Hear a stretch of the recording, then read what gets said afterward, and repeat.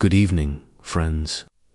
Tonight's story is called What Love and Dating Were Like in Medieval Times. If this relaxes you, feel free to tap, like and subscribe, but only if it feels right. And let me know in the comments where you're listening from and what time it is right now. I'd love to know. Now close your eyes if you'd like, and breathe deeply. We're going far back in time, to a world without text messages, without first dates at cafes, without even the idea of dating as we know it. Instead, we'll walk together through candlelit halls and stony courtyards where love was, written in glances, alliances, and letters that took weeks to arrive. This is what it really meant to fall in love in the Middle Ages. The year is 1287, in a quiet manor. Tucked into the English countryside, a young woman named Edith waits in the stillness of her chamber. She's dressed in her finest woolen. Overdress, not luxurious, but carefully stitched, the sleeves tight and the bodice laced modestly. Her hands are folded, her breath even, but her mind hums with anticipation. Outside, in the dusty courtyard, a suitor, chosen by her father, approved by her brother, and inspected by the family priest, waits to speak with her. But this won't be a conversation, at least not in the way we know it. For much of the medieval period, love was not the first priority.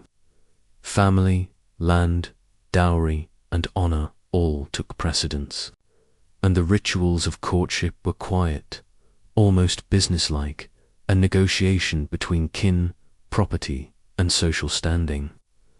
The idea of romantic affection was not completely foreign, but it came after, if it came at all. This was especially true. For the upper classes, marriage was a tool and love a luxury. Edith, like many noble women of her time, had very little say in the arrangement. Her father would likely negotiate a bride price, or in some cases a dowry that she would bring to her husband. The suitor's family might offer land, livestock, or future security. The meeting between Edith and her prospective husband was more of a symbolic ritual than an actual decision. If she smiled politely and curtsied, that was considered enough approval. If she wept or turned away, well, that was unfortunate, but the arrangement would likely continue. Still, even within these strict bounds, love found its way in. Letters were one of the few private means of emotional expression. The practice of courtly love, idealized and often unrealistic, flourished in poems and songs, especially in French and Occident-speaking regions. Troubadours wandered from town to town, singing of longing and distant ladies locked in high towers. The reality was more practical. Young people would sometimes send notes or gifts in secret, and occasionally, though dangerously, fall in love without permission. In towns and villages, things were a little different. Peasants had more social freedom simply because they had less to lose. In the muddy streets of York or the winding alleys of Rouen, a young man might spot a woman carrying water and call out to her, perhaps awkwardly, perhaps with charm. He might try to win her over with small gifts, a carved wooden brooch, a few apples, or help with the harvest. These acts, quiet, unspectacular, were the real rituals of love for most of the medieval world. The slow build-up of trust, a shared glance during Mass, a moment by the river, chaperoned by a younger sibling or cousin, and always the whispers of who was interested and who wasn't. It's easy to forget how closely tied love was to survival. In many regions, the church had strict guidelines. Betrothal was a formal promise, almost as binding as marriage. It often took place in front of witnesses, with hand-fasting rituals, oaths, and the exchange of symbolic items like rings or belts. Once betrothed, the couple was expected to wait, sometimes months, sometimes longer, before a proper wedding could be arranged, but not all love was sweet. There were laws and customs surrounding forced marriages, elopements, and even marriage by capture, a practice that ranged from symbolic play to outright abduction. In Scotland, for instance, handfasting could act as a trial period, a year and a day of cohabitation, after which the couple could choose to separate. But in England, the rules were firmer. A spoken agreement, followed by consummation, often counted as a legal marriage, whether it was sanctioned or not. The Church's position evolved slowly. By the 12th century, canon law recognized consent between the two individuals as essential for a valid marriage. But even then, many unions were decided by families, with little attention paid to the hearts of the couple involved. Back in Edith's manor, the suitor has now been received. He bows to her father. A few polite words are exchanged. No one asks Edith what she wants, but her eyes catch his for a moment, just long enough to spark a tiny flame of possibility. Maybe he is kind. Maybe he will respect her. Maybe this marriage, though arranged, will grow into something gentle. Or maybe not. Either way, the choice has been made. And so, day by day, hour by hour, the slow machinery of medieval love turns its quiet gears. Not with fanfare, not with kisses in the rain, but with long walks across muddy fields, whispered hopes beneath cloisters, and the endless wait for a letter that may never come. What did it really feel like to fall in love when so little of it was in your hands? When so much was decided for you by your family, your class, your gender, your God? And is it possible that even in those tightly bound lives, the soft ache of love still found a way to bloom? Let's keep going. To understand love in the Middle Ages, we must now pass through the great stone doors of the church. Not a church in the general sense, but the church, Catholic, towering everywhere. In this age, love had to make peace with law, and law bowed first to God. Imagine you're in a small village in France, around the year 1225. It's a sleepy spring afternoon, and Father Bernard, the parish priest, is pacing beneath the wooden beams of the village chapel. He has a thick book of canon law beside him, and two concerned parents sitting quietly across the table. Their daughter, Madeleine, just 17, has been seen walking with the miller's son at sunset. Not once, but several times. They sat near the river. They shared bread, and last night they may have even touched hands. To you and me, that sounds like the start of a romance. To Father Bernard, it could be something else entirely, a binding promise of marriage. You see, in medieval canon law, especially by the 12th century and after the reforms of Pope Alexander III, consent became the central requirement for a legitimate Christian marriage. Not the exchange of property, not the wedding ceremony, not the blessing of parents, but consent, free, mutual, and spoken, which meant, to people often young, often impulsive, could, under certain conditions, become married in the eyes of God just by declaring it so. Say the words in private, I take you as my husband, I take you as my wife.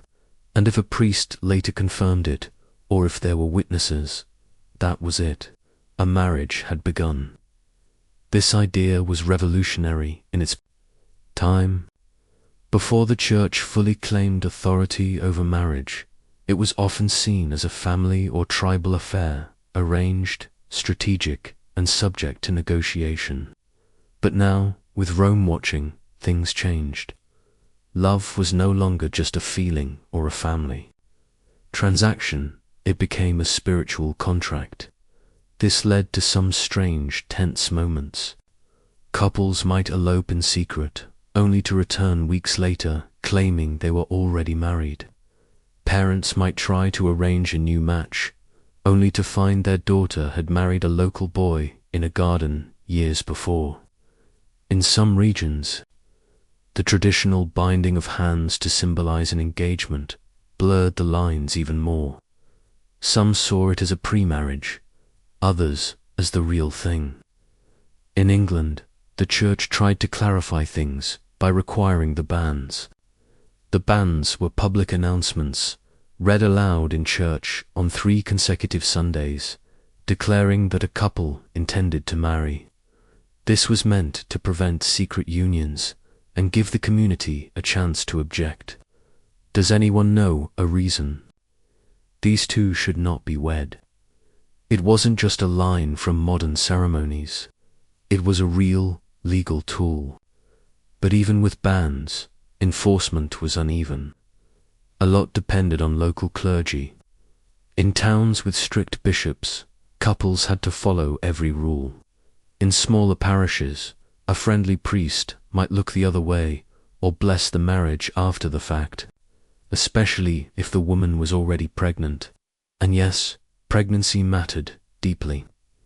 Not just because of social shame, but because of inheritance. A child born outside of recognized marriage often could not inherit land, title, or status, which meant families, especially noble ones, took great care to ensure marriages were legally sound and publicly witnessed. Love, in this context, had to move carefully. A glance across the pews, a whispered word at the village fair. Every gesture carried weight, not only moral but legal. And then there was the role of the confessional. For many, the priest was not just a spiritual guide, but a kind of social monitor. A young woman might confess her love for a neighbor boy, only to be scolded, warned, or subtly redirected. A young man might ask whether it was sinful to desire someone of lower status, or someone already promised to another. The church's answer was often layered. Lust was dangerous, but love, if channeled properly, could be sanctified. Marriage was the only righteous place for it, and that meant waiting, negotiating, praying, or, in some cases, defying.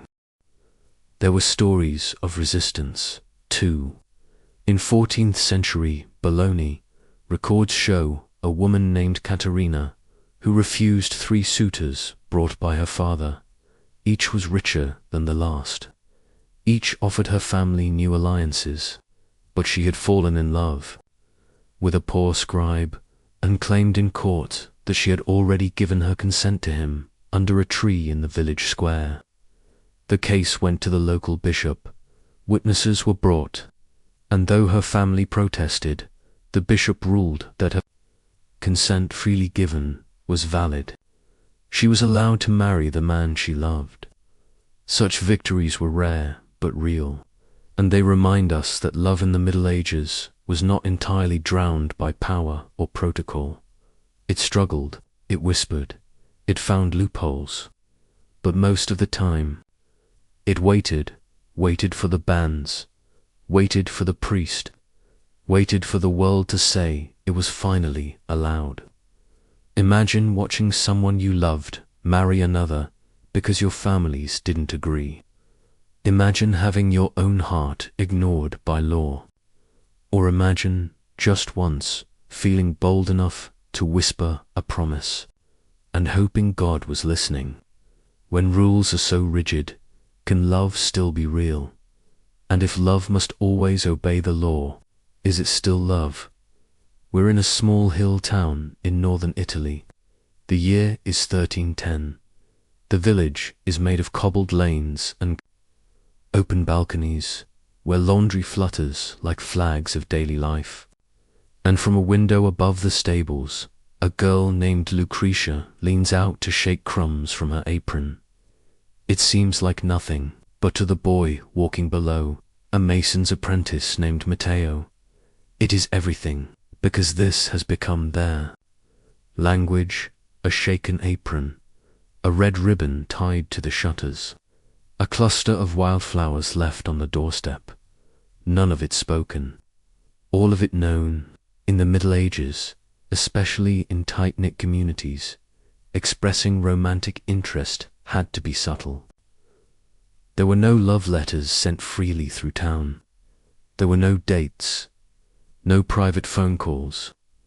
Most of the time, love lived in symbols, and in the spaces between actions. One of the most common tools of silent romance was the gift. Not a grand offering that would be too obvious, but something small, easy to dismiss. A carved wooden comb, a scrap of embroidery, a sprig of rosemary or lavender tucked into a basket of market vegetables. The meaning wasn't in the object, it was in the giver, and the way it was given. In noble courts, this practice became elaborate. Books of courtly love described how to send messages through tokens, a dropped glove, a clasped necklace, or a book of psalms opened to a particular page. But for most people, peasants, apprentices, craftspeople, it was more practical. A broken horseshoe left near the door could be a secret joke. A loaf of bread with a small heart scratched into the crust could mean something more. Even colors had meaning. Red, of course, symbolized passion, but green, worn on a sleeve or stitched into a hem, signaled hope. To wear your heart on your sleeve, a phrase that likely traces back to medieval tournaments, was quite literal. During festivals or feast days, young men would sometimes wear tokens from the woman they admired, tied around their arm or fastened to their tunic. But of course, that was only if the love was known, and many loves were not. In towns and villages, strict customs still controlled how men and women interacted. A young woman couldn't simply approach a man in the market and start a conversation.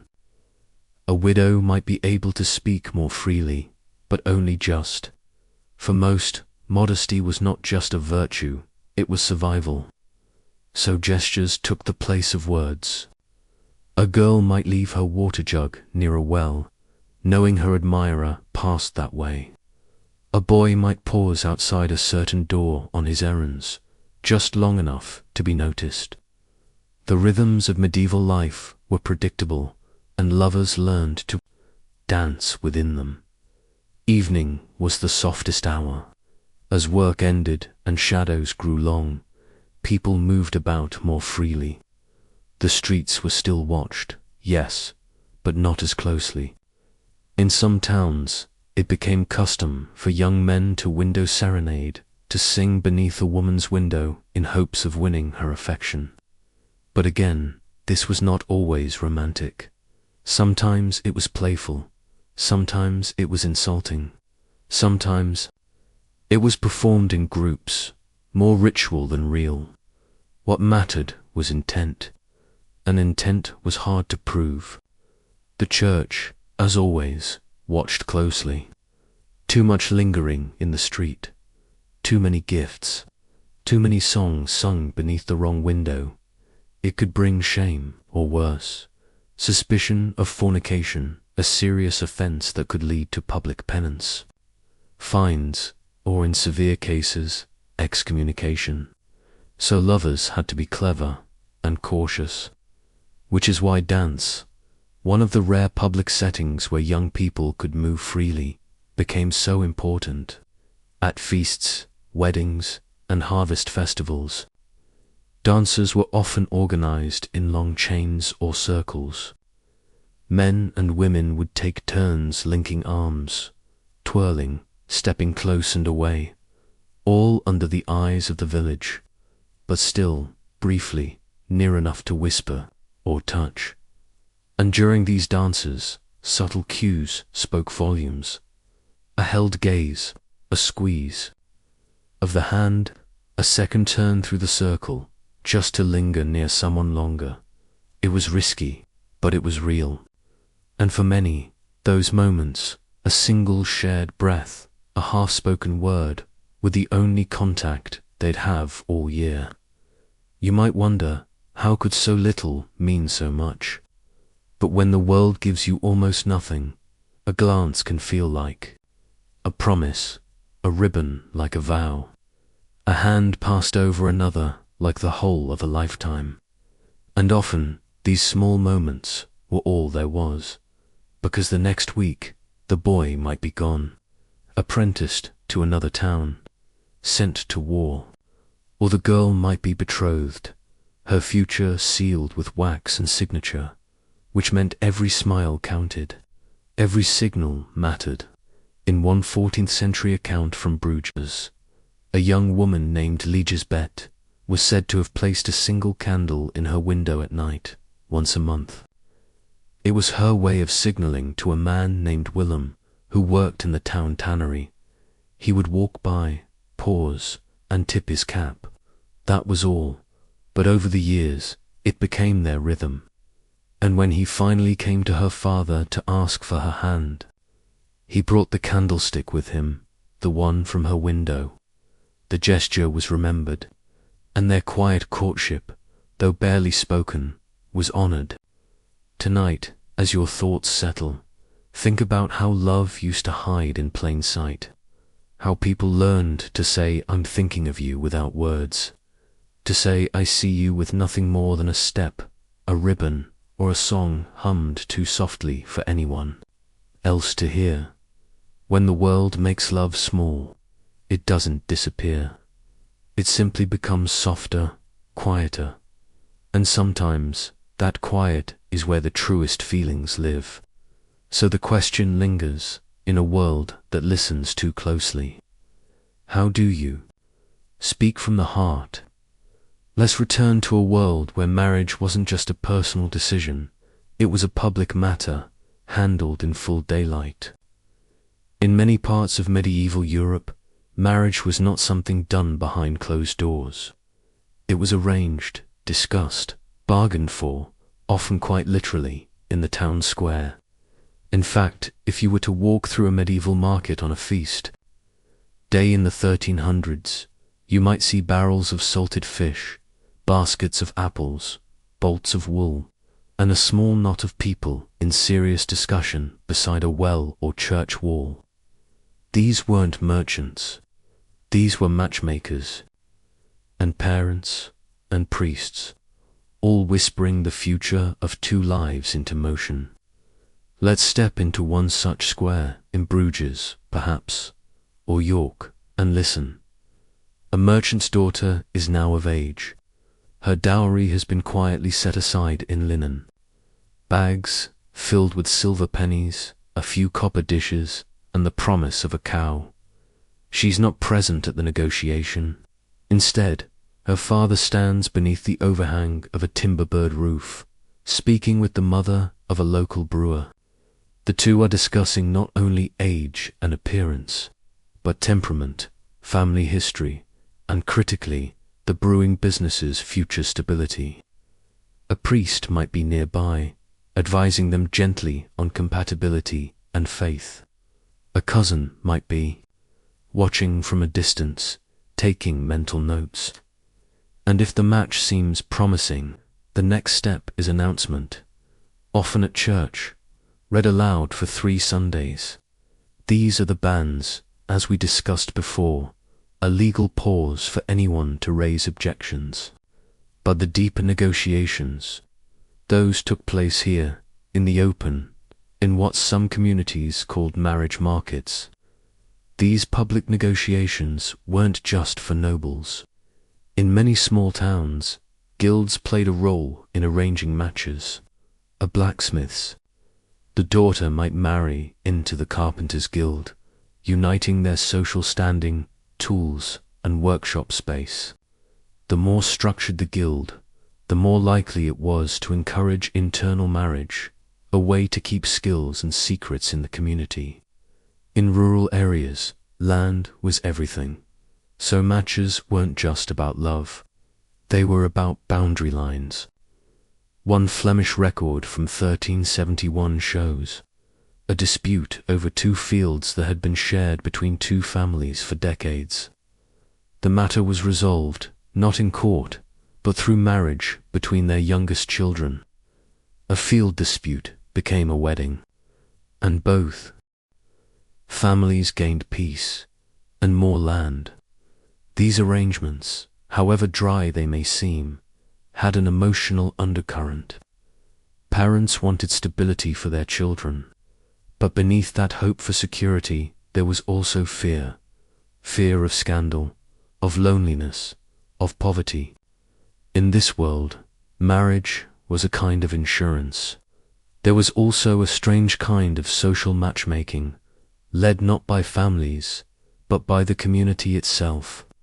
In villages, neighbors often took an active interest in who might suit whom. Widows would whisper suggestions to mothers at the well. Maidens would share gossip in the spinning house, a place where young women gathered to spin wool and exchange stories. Men would joke in the taverns, testing the waters with subtle hints and name-dropping. And then, of course, there were festivals. Feast days, saints' days, and seasonal celebrations were often prime times for spotting potential matches. These were some of the rare occasions where young men and women could mingle, dancing, eating, and exchanging tokens under the watch of chaperones. The most famous example comes from St. Valentine's Day, which, even in the Middle Ages, had a romantic reputation. By the 14th century, particularly in England and France, it was believed that birds began to pair off on February 14th. This natural symbolism slowly wove its way into poetry and custom, and some communities began hosting small matchmaking events on that date. Not formal marriages, but suggestions, flirtations, a wink from the universe. But what if a match failed? Sometimes the problem was money. A dowry might fall short. A bride price might be delayed, and so the match would quietly fade. Other times, community resistance arose. Someone would object during the banns, claiming the groom had been promised to another, or worse, that the bride had already been known by someone else. These accusations carried weight, and if proven, they could not only end the match, they could stain the girl's name for life. So care had to be taken, which is why many families brought in professional matchmakers. In Jewish communities across medieval Spain and Italy, the shotgun matchmaker was a respected figure, one who helped align families, ensure compatibility, and protect reputations. Among Christians, the practice was more informal, usually managed by elder women, respected widows, or monks familiar with both families. Their job wasn't to spark love, it was to ensure balance. Dowry met bride price, piety met character, reputation met need. Of course, these systems could feel cold to the young people involved. In one court record from 15th century Normandy, a girl named Alay tried to break off a match arranged by her uncle. She had fallen in love with a weaver's apprentice, but the match chosen for her was a leather worker nearly twice her age. She claimed, in front of a bishop, that she had never consented. The bishop sided with her, but she was forced to leave her uncle's home and live with distant cousins. Freedom came at a cost, and so most followed the path laid out for them. Tonight, as the world quiets, think about how very public love used to be, how it was weighed, measured, and inspected, like bread or wool, how families and friends and strangers all had a say, and yet, even inside those structures, people still hoped. They hoped the match would be kind, they hoped the dance would become a life, and maybe, in time, affection would grow. So ask yourself, if your community chose your partner and your heart had only one small voice in the matter, would you still trust it? Let's begin. Take a breath in and out, because now we enter one of the riskiest corners of medieval love. What happened when people said no to the rules and yes to their hearts? It's a moonless night in 1432. A girl named Agnes is slipping out the back door of her father's home in rural England. She carries nothing but a small linen bag and a ribbon from her mother's hair. Waiting behind the stables is Robert, a stable hand, barely older than her, with dirt under his nails and a nervous look in his eyes. They don't speak, they just run, because they're eloping, and by morning their absence will be scandal. In the Middle Ages, elopement was not always romantic. Sometimes it was desperation, sometimes it was rebellion, and sometimes it was survival. Not every couple who ran away did so for love. In some cases, girls fled unwanted marriages. In others, young men sought to avoid paying bride prices or waiting for dowry negotiations to complete. But when the reasons were romantic, when two people defied family, law, and church to be together, the consequences could be severe. Because medieval society depended on order, and love, when uncontrolled, threatened that order.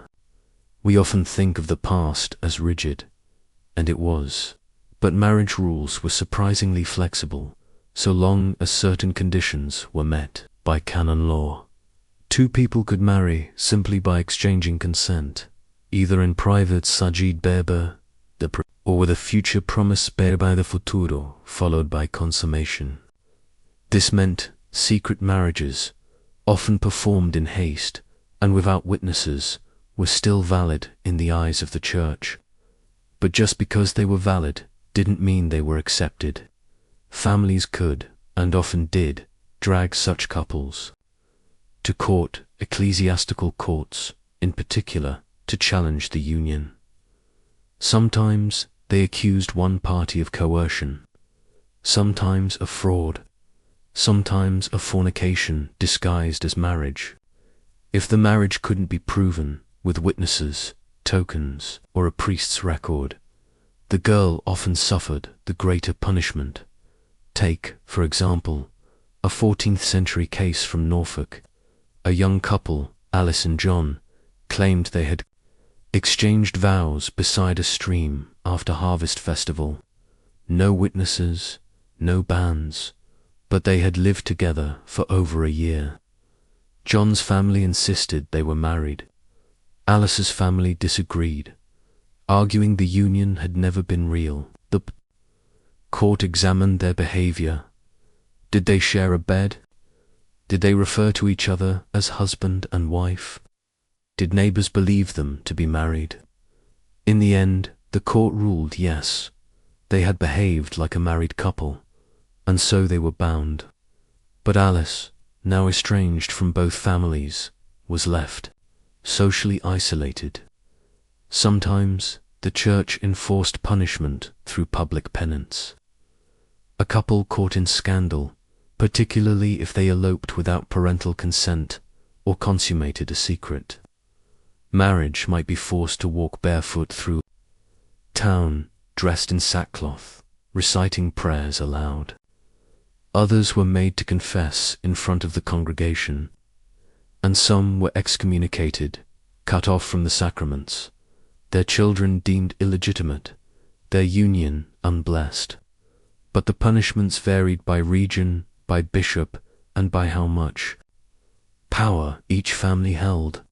In wealthy households, scandals were often quietly resolved with money, a payment to the priest, a hurried wedding, a public feast to overwrite the gossip.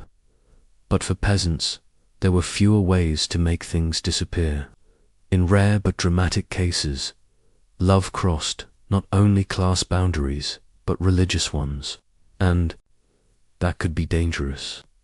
In Muslim Spain, there are accounts of Christian and Muslim youths falling in love across confessional lines and running away together. Such unions were not only forbidden by law, but considered acts of betrayal by both communities. One famous case from Granada tells of a Muslim woman named Layla who converted to Christianity to marry her lover. Her family sought her return. She was hidden in a convent, protected by local clergy. But tensions ran high for years, with whispered threats of violence. Not all such stories ended in tragedy, but many ended in separation. Elopement stories often left behind paper trails in the form of complaints, lawsuits, or parish notes, but others lived only in rumor. A girl seen leaving town at dawn, a boy who never returned from the market, a letter found, never sent. These were the half-memories of the Middle Ages, unrecorded but felt. And then there were the children. Illegitimate children were not uncommon. Some were quietly folded into households and raised as servants. Others were abandoned or sent to religious institutions. For girls, bearing a child outside of marriage could mean a ruined reputation, one that would follow her to the grave. And yet many still took the risk, because for some, a single chance at love was worth the price. One 15th-century chronicle from Lübeck in northern Germany tells of a woman named Margarethe who fled with a shipbuilder's apprentice, leaving behind an arranged match with a wealthy but cruel merchant. She was caught, beaten, and sent to a convent, but she escaped again, this time dressed as a boy, and boarded a ship with her lover to Denmark. They vanished from the records after that. Their story might have been forgotten entirely, except for a note scribbled in the margin of a parish register she left to follow. Her heart, may God have mercy. As you lie there tonight, consider how heavy it must have felt to know that love could cost you everything, your name, your home, your future, but also how fiercely some must have loved to risk it all.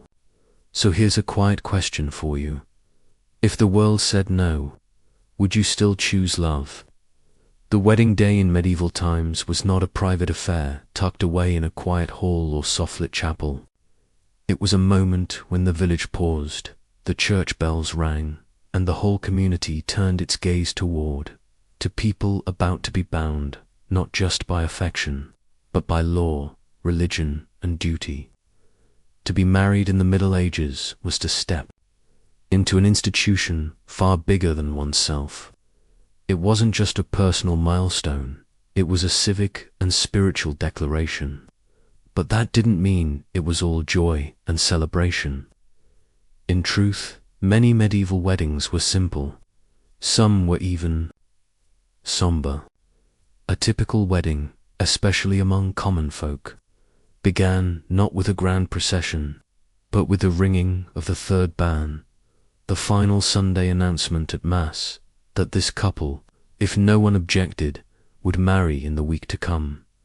The location of the wedding wasn't always inside the church. In fact, many took place just outside, beneath a porch or before the open doors of the church's western facade. The reason was both symbolic and practical. Marriage was considered a social contract with religious significance, not a sacrament performed in secret. It had to be witnessed, in public, in daylight. The bride and groom would stand before a priest, and the ceremony would unfold in steps that feel both familiar and distant. The priest would begin by asking for consent, not in the warm, smiling way we hear today, but with precise language drawn from canon law. Do you take this woman? Do you take this man? The couple's words mattered deeply. A simple yes wasn't enough. They had to say the full verba presenti, present tense declarations like I take you as my husband, I take you as my wife. Without this exchange, there was no marriage. After the consent came the giving of tokens, usually a ring or coin. In noble families, the groom might offer a belt or a small pouch of silver. Among peasants, a wooden ring, a linen ribbon, or even a pinch of salt could serve as symbolic gifts. And then came the joining of hands, right hand to right hand, a gesture known as hand fasting. In some regions, this was literally tied with cloth or ribbon, the origin of the phrase tying the knot. After this, the priest might bless the couple, recite the Lord's Prayer, or sprinkle holy water. In richer towns or noble households, a mass might follow. But for many, the ceremony ended simply. The priest pronounced them man and wife, and the couple stepped away, changed. Clothing on a wedding day was not always special. Most people simply wore their best, which might mean a clean tunic, an apron washed in the river, or boots with the mud freshly scrubbed off. The bride might wear a wreath of herbs or flowers, especially rosemary or rue, to symbolize chastity and virtue. In noble households, the attire was more elaborate, dyed silks, embroidered sleeves, and girdles made of woven metal or gold thread. But even among the wealthy, weddings were often hurried affairs, fitted into windows of political convenience or property exchanges. Underscore what followed the ceremony depended entirely on the couple's station in life. For nobles, a feast might last days. Servants, musicians, roasted meats, barrels of ale, and long speeches filled the hours.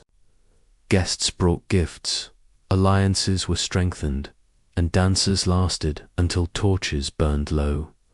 But, for peasants, it might be a shared loaf of bread and a jug of cider, a stew passed around to neighbors, a dance in the village square, if the weather held the first night. The wedding night was not always private. There were regions where custom demanded the witnesses observe or verify the couple had, indeed, consummated the marriage. In some noble households, especially in royal courts, a chamberlain or lady-in-waiting might be present or check the bed linens after. These practices were rooted in legal necessity. A marriage was not fully valid in practice until consummation. If a dispute arose later over inheritance, legitimacy, or property, the question of whether the couple had truly become husband and wife became central. And not all weddings ended in harmony. There were moments scattered throughout parish records where a ceremony was interrupted. A voice would rise from the crowd. I object. Sometimes it was a prior suitor. Sometimes it was a parent, presenting evidence of a secret engagement. Sometimes, heartbreakingly, it was the bride herself, realizing too late what was being asked of her. In these rare moments, the priest would have to pause, investigate, and sometimes stop the ceremony altogether.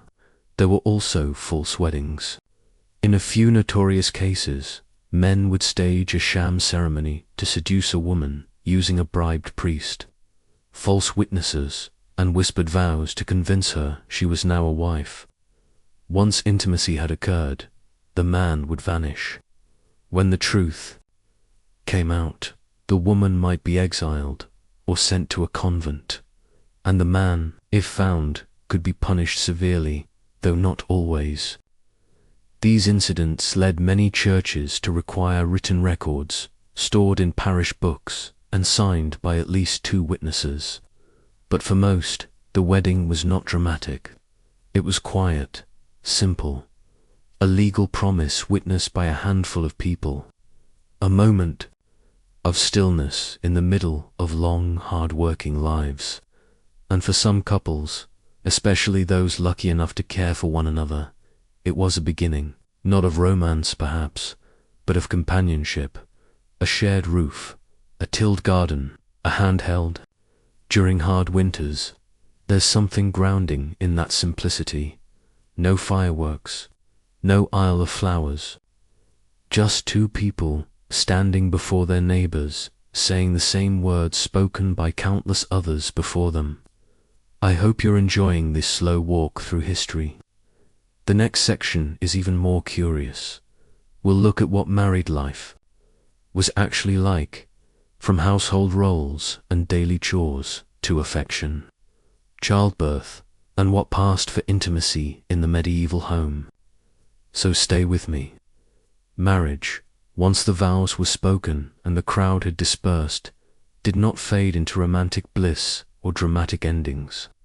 It settled into something far less poetic, the quiet, repetitive rhythm of daily survival. In medieval times, being married was not just a personal condition.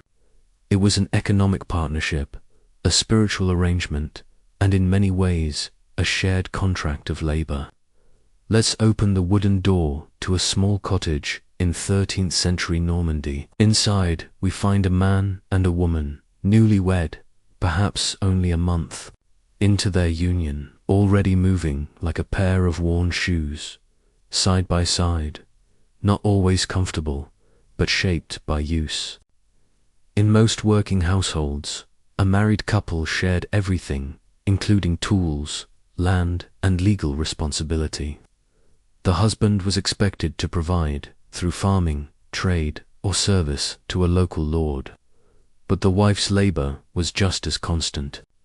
She managed the household, preparing food, spinning thread, preserving meat, tending to livestock, patching clothing, fetching water, baking bread, and raising children, often all at once. In towns, wives might also work beside their husbands. In workshops or market stalls, a baker's wife kneaded dough before dawn. A smith's wife helped with accounts. A weaver's wife spun the yarn while her husband worked the loom. Even legal records acknowledged the joint nature of married work. In English law, there was a term for a married couple acting as one, baron et femme, man and woman together, legally bound, economically linked. And yet, despite their shared labor, the marriage was not equal in authority. Underscore, the husband held legal headship. He could represent the couple in court. He could make decisions about property. In some regions, a woman could not own land outright unless she was widowed, and in cases of dispute, the man's word carried more weight, unless the woman was unusually wealthy or noble. But inside the home, things could be more fluid. Some women ran the household with quiet authority. They made decisions about food, hired laborers, kept track of debts, and passed on skills to their daughters. Men relied on their wives for order, and often respected them deeply, even if the law didn't always reflect it. Marriage, in practice, was often less about dominance and more about necessity. Two people facing weather, hunger, taxes, war, disease together. Affection in marriage varied wildly. Some couples formed genuine emotional bonds. Letters from merchant husbands traveling abroad show concern, longing, and even tenderness. One 15th century husband wrote to his wife in Bruges, "May God keep you and the children warm through the frost. I dreamt of you last night and awoke missing your bread." Others, of course, were colder. Especially in arranged marriages, love was not expected, only cooperation. Husbands might spend long hours away at work or war. Wives might find comfort in their children, sisters, or the rhythm of prayer. And then there was intimacy.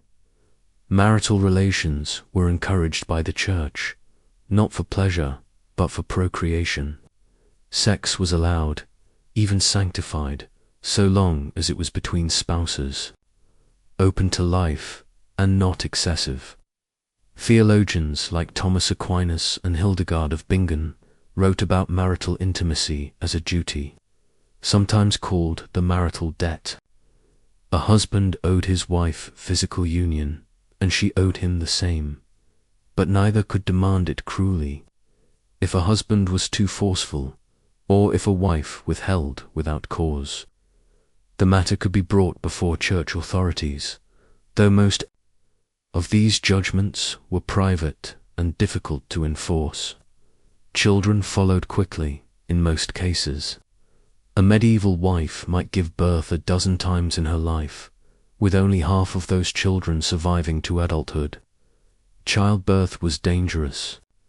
No hospitals, no anesthesia, only midwives, prayer, and luck. Many women died giving birth to their second or third child. Yet, within that risk, there was also deep community. Female relatives gathered during labor. The midwife was often the most trusted woman in town. And after the child was born, the mother would be churched, a ritual blessing and reintegration into the community, recognizing her survival. There were moments of sweetness, too. Small gestures shared between spouses, a cloak mended carefully, a bowl of broth brought during illness, a smile across the table after a long day. These were the private languages of medieval marriage. Unsentimental but steady. Evenings were brief. The hearth crackled, the children dozed, and perhaps, on some nights, two hands found each other beneath a rough wool blanket, not for passion, not for poetry, but simply for presence. But not all marriages were peaceful. Violence in the home was often hidden, but not rare. Husbands were granted broad authority and discipline, within limits, was tolerated by both secular and religious courts. Some women resisted. In 14th century Florence, a wife named Benedetta filed a complaint after being beaten with a belt. Her neighbors testified on her behalf. Her husband was fined, a rare but real act of justice. Still, the systems for protection were fragile. Most abused wives had no recourse except escape, often into convents or the homes of relatives. And yet, married life endured. Through lean years, droughts, political upheavals and plagues. It was the married couple who kept the household running.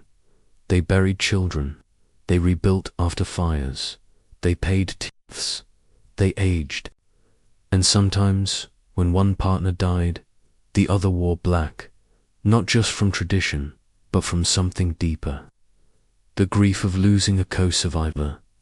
Marriage in medieval times was rarely romantic, but it was real, tethered to survival, rooted in routine, carried on through tired hands and steady hearts. There's something oddly beautiful in that kind of love, the one not sung about, not written down, but lived day by day. I hope you're enjoying this soft journey through medieval life. The next section is even more curious. We'll explore what happened when marriages ended, not by death, but by dispute, abandonment, or annulment. So stay with me. Most people imagine medieval marriages as unbreakable, bound for life. And in many ways, that was true. The church taught that marriage was a sacrament, something sacred and permanent, not to be broken by whim or weariness. But even in this rigid structure, marriages did fail. And when they did, they left behind not only sorrow, but paper trails, revealing the many ways people tried to unbind what had once been joined. Let's walk quietly through those old records now. They are not filled with drama or declarations. They are filled with petitions, claims, oaths, and silence. There were three primary ways a marriage could legally end in the Middle Ages. 1. Annulment. 2. Separation from bed and board. 3. desertion or abandonment, actual divorce, in the modern sense of a complete legal end to marriage, was virtually non-existent for most people. Only the very powerful, the very wealthy, or those within certain civil jurisdictions could attempt it. For everyone else, the closest path was annulment, and even that was difficult. To annul a marriage was not to end it, but to prove it had never validly existed at all. The Church could grant annulments if the marriage had been entered, under certain forbidden conditions, if one or both parties had been under age at the time, if they were too closely related within 7 degrees of kinship by the Church's counting, if either had taken religious vows, if there had been coercion or lack of true consent, or if the marriage had never been consummated. But proving any of these things was hard. Witnesses were required, sworn statements, sometimes even physical examinations by midwives or clergy-appointed matrons to assess virginity or capability. One woman in 14th century France, named Isabeau, petitioned the bishop for an annulment, claiming her husband had hidden a prior marriage. It took 8 months, 3 hearings, and the testimony of 5 men before the court ruled in her favor. Annulments were rarely granted swiftly, and even when they were, they left the woman in a precarious position, socially free, perhaps, but often economically stranded. If annulment was not possible, a couple might seek separation from bed and board, legal permission to live apart while remaining technically married. This was usually pursued in cases of cruelty, abandonment, or adultery. The Church allowed this only under strict conditions. A woman had to prove ongoing abuse or repeated infidelity. Neighbors were often called to testify. Servants might speak about bruises, screams, or late-night disappearances. In one English case from 1390, a woman named Margaret accused her husband of beating her with his belt, his boot, and his closed fist. 4 neighbors supported her claim. The bishop granted separation, but warned that she could not remarry, nor could he, unless death ended the marriage.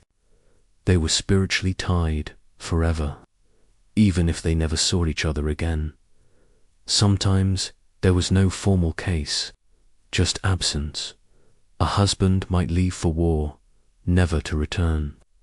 A wife might flee a cruel home and vanish into a distant town. These situations left the abandoned spouse in limbo. If enough time passed, often 7 years, and there was no word or proof of life, the Church might declare the deserted spouse free to remarry. But this was rare and often contested if the missing partner later reappeared. Such stories were not just legal puzzles, they were deeply emotional ones. Imagine a woman waiting 5 winters for her husband, each year hoping the road would bring him home, each spring listening for rumors, and finally lighting a candle in mourning, not for a death, but for a silence that never broke. Sometimes things simply changed. People grew apart. Infertility put pressure on families. Mental illness, poorly understood at the time, made life unbearable, or financial disaster pushed a family to the brink. But unless these situations fit neatly into canon law, they were not grounds for separation. So people endured, while they found quiet ways to drift apart, maintaining separate rooms, lives, even homes, while still legally married. Among kings and queens, the rules bent more easily, because power demanded heirs, and heirs demanded functional unions. If a queen could not produce children, her husband might petition the Pope for annulment. If political alliances changed, so too might the shape of royal marriage. One of the most famous annulments of the Middle Ages was between Louis VII of France and Eleanor of Aquitaine. Their marriage, strained by personality and distance, was annulled in 1152 on the grounds of consanguinity, despite having been together for over a decade. Just 2 months later, Eleanor married Henry, Duke of Normandy, the future king. Henry II of England. It was a reminder that, for the powerful, marriage was less about vows and more about strategy. Still, even among royals, failure was scandal. For ordinary people, it was something else, a quiet, aching weight. A life lived alongside another, with no joy, no trust, and no escape. There are records, short, unadorned, of couples who begged the church to intervene. Some were granted relief, many were not, and their names disappear into the margins. Tonight, as you rest, think about how tightly the bonds of marriage once held, even when love faded, even when hearts broke, even when silence fell between two people under the same roof. I hope you're enjoying this slow unfolding of medieval life. The next section will take us somewhere different, into the shadows and secrets of love that defied every rule. Stay with me. The next part is even more curious. In a world where marriage was duty, inheritance, and contract desire had to find its way through locked doors and dark corners. The church might have preached fidelity and chastity, but the human heart and the human body rarely obeyed so easily. And so, beneath the quiet order of medieval society, there was a tangled web of secret glances, clandestine visits, and forbidden love. Some of it was fleeting, some of it was cruel, and some of it changed lives and even kingdoms. Let's begin where most forbidden love begins, with adultery. In medieval canon law, adultery was a mortal sin, one of the gravest offenses a Christian could commit.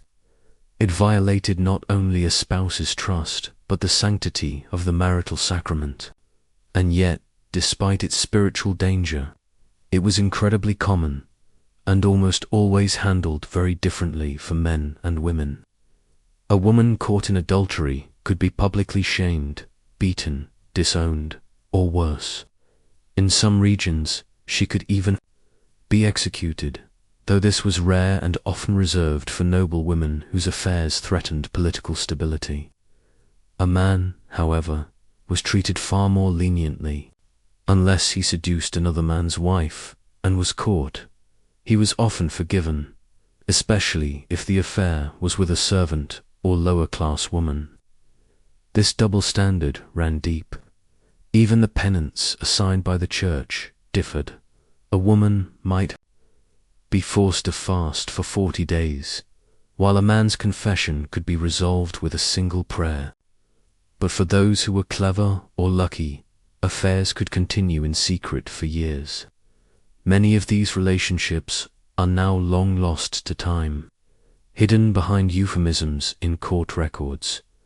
She was seen often at his home after dark, were witnessed walking together, speaking low, or more simply, familiarity beyond what is proper. In small towns, such whispers carried weight. A woman's reputation could be ruined, not by what she did, but by what people said. She might have done. Among the nobility, affairs could be more elaborate and more dangerous. In courts from Aquitaine to Bavaria, love affairs played out in letters, poetry, and scandalous rumors. Take the case of Isabella of France, queen to Edward II of England. Her husband favored male companions, particularly Piers, Gaveston, and later, Hugh Despenser. Isabella, alienated and humiliated, is believed by many historians to have taken her own lover, Roger Mortimer, a powerful marcher lord. Their affair would eventually lead to open rebellion. In 1326, Isabella and Mortimer invaded England, overthrew Edward, and ruled the kingdom through her young son, Edward III. Here, forbidden love didn't just break a marriage, it toppled a throne. But not all forbidden love was political. Some was quiet, desperate, and deeply human. There's a story recorded in the parish notes of a Cistercian monastery about a woman named Agnes, the wife of a miller. She had a child by a travelling tanner who passed through the village each winter. When the child grew and resembled the traveller, rumours spread. The priest summoned her. She confessed. But instead of punishment, she was placed in perpetual penance, required to attend church daily, dressed in grey, with no jewellery and no seat. She stood through every mass. For the rest of her life, there is no record of the tanner ever returning. The church tried many ways to prevent adultery. Priests preached against lust. Confessionals were filled with murmurs of guilt.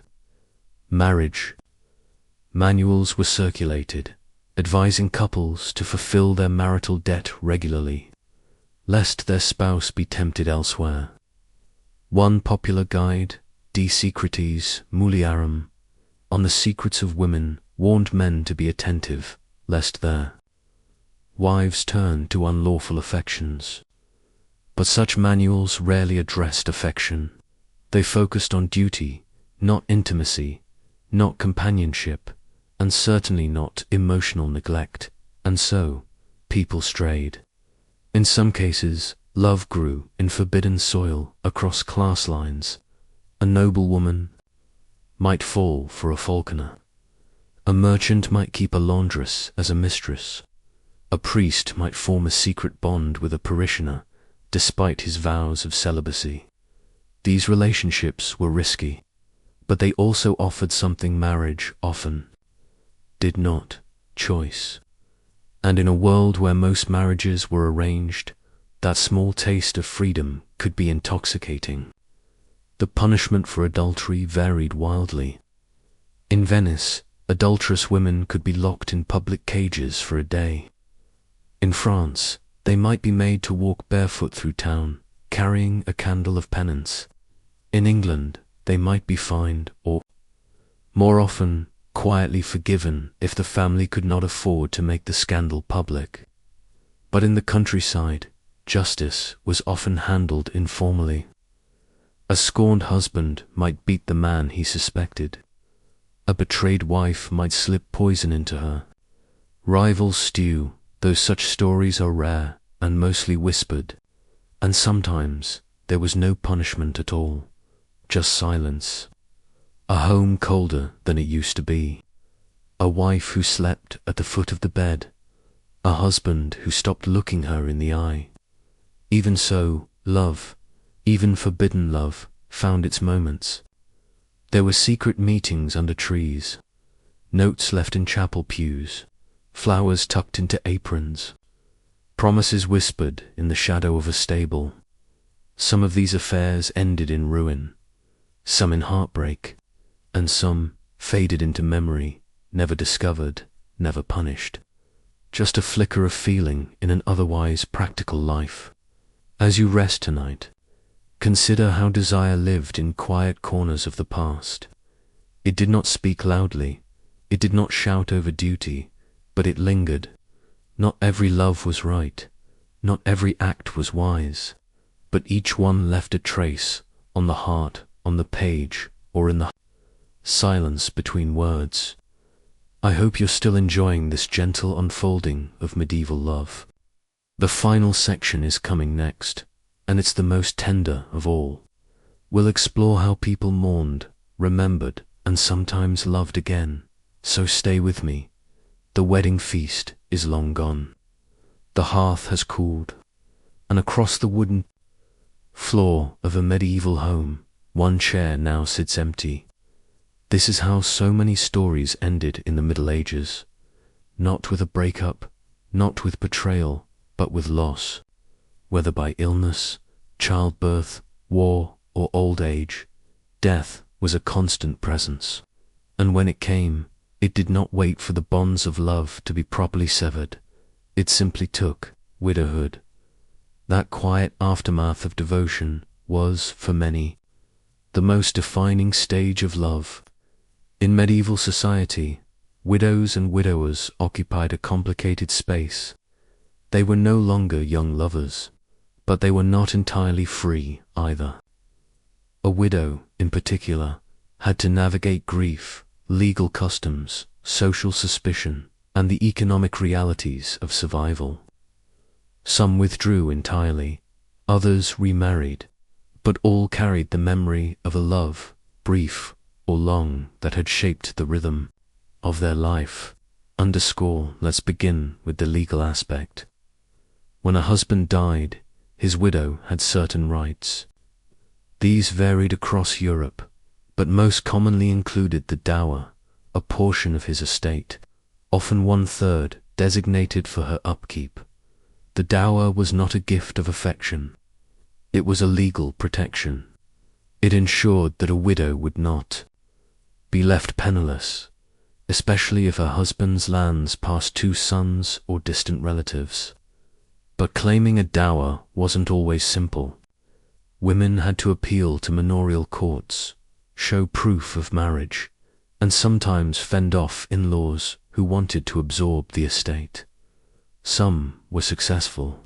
Others were forced to return to their father's home, enter a convent, or live in quiet poverty. On the edge of town, in towns and cities, widows often had more flexibility. They could inherit businesses, run shops, or lease property in their own names, something married women could rarely do. In the records of 14th century Paris, there are numerous mentions of femmes veuves, widow women operating as brewers, weavers, and innkeepers. One woman, Jeanne de Dujon, managed a cloth-dyeing business for 20 years after her husband's death, employing apprentices and negotiating contracts with merchants. Widowhood, while tinged with sorrow, offered a rare kind of freedom, a space to exist outside male guardianship. But that freedom came with loneliness. The emotional life of widows and widowers is harder to trace. Letters are rare. Diaries, rarer still. But in the margins of wills, church donations, and stone inscriptions, we find echoes of mourning. A widower in Flanders donated candles to his parish for the soul of Marie, my light. A woman in York had her husband's name carved onto a bench near the market, where he used to sit and watch her haggle. A nun, widowed young, wrote in a surviving note, "He left in winter. The snow has never fully melted since." These were not grand statements, but they were tender ones. They remind us that medieval love did not always end at the grave. Still, not all widows mourned quietly. Some remarried quickly. Among peasants, this was often a practical decision. A woman with young children needed a provider. A man alone, on his land, needed someone to manage the home. In some places, there were laws requiring widows to remarry within a year, especially if they held land through their late husband. Church teachings allowed remarriage, but not without some discomfort. St. Paul had said it was better to marry than to burn, but many clergy preferred widows to remain chaste.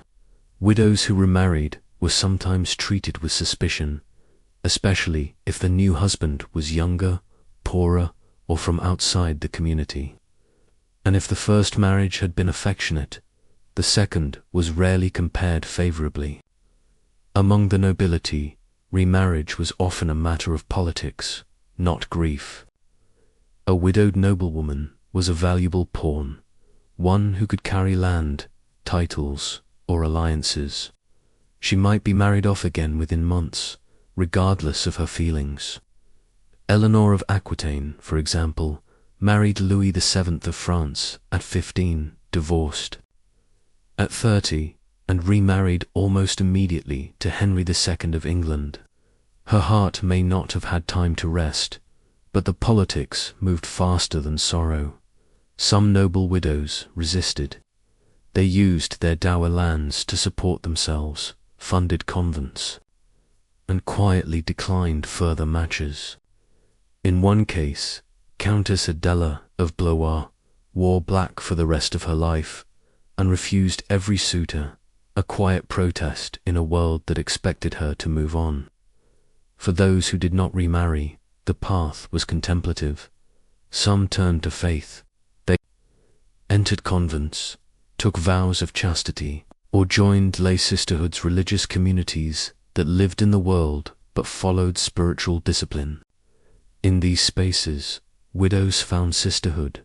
They prayed, they taught girls to read, they tended gardens, and they remembered not just their husbands, but the shape of a life lived together. Even centuries later, the memory of love persisted. Tombstones bear quiet tributes. To my beloved, gone to God before me, he was my rest in storm. I await you. These phrases, carved in Latin or vernacular tongues, are soft echoes of lifelong partnerships. They remind us that even in a world shaped by duty, arranged unions, and hardship, some loves grew slowly, deeply, and permanently. And perhaps, even now, we are not so different. We mourn in silence. We remember through objects, a spoon, a lock of hair, a song. We whisper names into the dark, long after voices fall silent. In the end, medieval love was not defined by fairy tales. It was defined by persistence, by memory, by two people enduring the world, and when one was gone, the other carrying the weight of that endurance alone. I hope you've enjoyed this soft journey through the tender and tangled world of medieval romance. The next story will take us somewhere entirely new, but this one, I hope, will stay with you quiet and complete. Thank you for being here. Stay curious. Sleep well.